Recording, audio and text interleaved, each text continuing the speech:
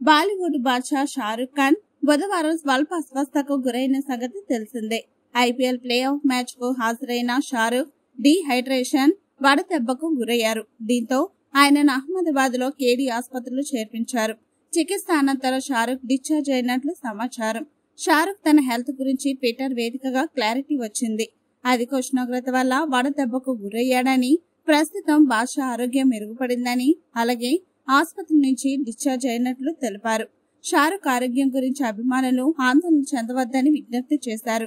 Tweet అనంతరం అభిమానులు ఊపిరి పీల్చుకున్నారు. బాద్షా త్వరగా కోలుకోవాలని ఆశిస్తున్నారు. బుధవారం అహ్మదాబాద్ లోని నరేంద్ర మోదీ స్టేడియంలో Kolkata Knight Riders, Sunrisers Hyderabad మధ్య జరిగిన ఐపీఎల్ ప్లే ఆఫ్ మ్యాచ్ కు హాజరయ్యారు షారుఖ్. సన్ రైజర్స్ హైదరాబాద్ తో జరిగిన మ్యాచ్ అనంతరం కోల్కతా నైట్ రైడర్స్ ఫైనల్ కు చేరుకుంది.